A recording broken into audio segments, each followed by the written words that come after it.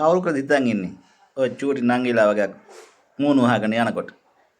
ඈ ඔය තලංගම ප්‍රදේශයේ ඉස්පාටික වටලලා ඔය කාන්තාවෝ 34 දෙනෙක් අත්අඩංගුවට අරගෙන. ඒ තමයි ඔය කට්ටිය. දැන් ඉතින් ඕක දැකපුවාම ඔබ කියපුවාම ඉතින් අනේ බන් සැපක්වත් ගන්න දියන්කෝ ඈ කියලා කියයි නේ. එහෙම කියයි.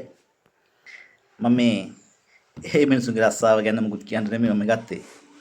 බලන්නකෝ අපේ රටේ ඈ තරුණ තරුණියෝ මේ වෙද්දින් වැටලා තියෙන තැන.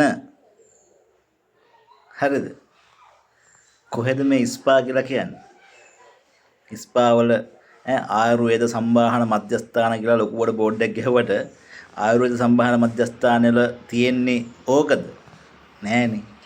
පට්ටපල් බොරුවක් ඇතුලේ තියෙන්නේ වෙන ක්‍රියාවක් නේ. අර අසමජ්ජාති ක්‍රියා ටිකක් තමයි ඕක ඇතුලේ සිද්ධ වෙන්නේ. හරිද? මිනිස්සුන්ගේ ආශාවන් නුවමනාපාකම් මේව ඇතුලේ යහමින් සිද්ධ වෙනවා. හරි. ඉතින් දුක සමහර ලාවට මේ ඔය කාන්තාවෝ ටික ඔය අනුරාධපුරයෙන් එහා නැත්තම් ඔය දුෂ්කර ගම්මානවල හිටපු අපේ ආදරණීය අක්කලා නංගිලා අම්මලා වෙන්න පුළුවන්. හරිද? සමහර ලාවට මේ ප්‍රදේශයේ ගාමන්ට් රැකියාවන් වලට විවිධ රැකියාවන් කරනවා කියන මුවාවෙන් ඇවිල්ලා ඒගොල්ලෝගේ රැකියාව බවට පත් වෙලා තියෙන්නේ මෙන්න මේ රස්සාව. එකෙකාගේ ආශාවන් වලට සතුට සැපවීම. ඒක තමයි ඇත්ත කතාව.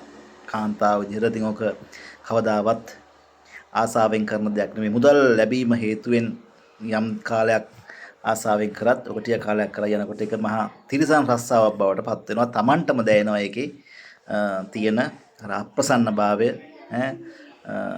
ඉතින් ඒක නිසා ඇත්තටම හරිම කනගාටුයි. ඉතින් මේ දැන් මේ වගේම තව සිද්ධි ගණනාවක් දැන් මේ වෙද්දින් අන්තර්ජාලය හරහා ගෙවල් ඇතුළේ ඉඳගෙන කාටවත් මේවා මේ සමාජගත ගන්න ඔයගොල්ලෝගේ දරුවෝ පරිස්සම් කරගන්න හොඳේ.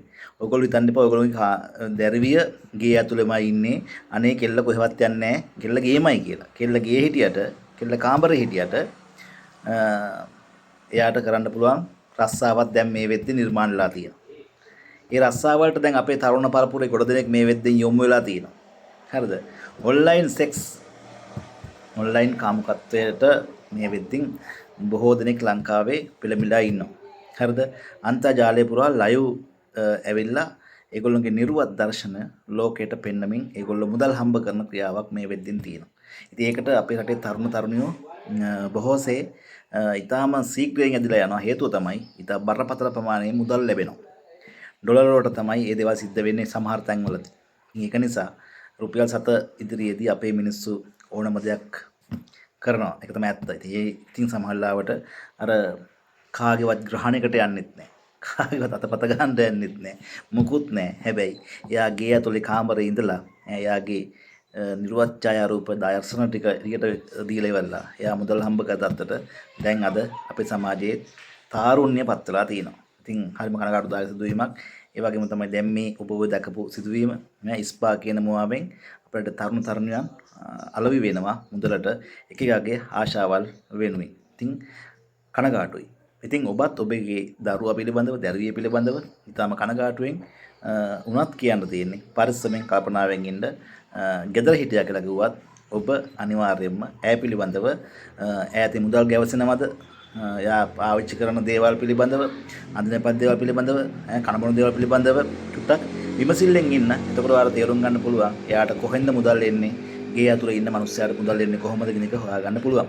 ඒ නිසා කල්පනාවෙන් දෙමව්පියෝ විදියට, වැඩිහිටියෝ විදියට කල්පනාවෙන් තමන්ගේ දරුවෝ ටික රැහ ගන්න මේ වෙලාවේ. නැත්තම් ඔබේ දරුවා ඔබ ළඟ හිටියා කියලා කිව්වත් ඔබට හොරෙන් සමහර වෙලාවට කොහේ හරි විකිනනවා වෙන්න පුළුවන්. ඉතින් අද න්යායුනේ පරිස්සමෙන් හැම මේ ඔයාලට පෙන්වන්නේ කියන්නේ ඔයාලව රැහ ගන්නත් ඔයාලගේ දරුපටව ටික රැහ ගන්නත් ඕන නිසා සමාජය මේ වෙද්දී ඉතා බරපතල විදියට විකෘති වෙලා තියෙන්නේ. ආශාවල් පස්සේ හඹා යන මුදල් මත හඹා යන සමාජයක් මේ වෙද්දී බිහි වෙලා තිනවා.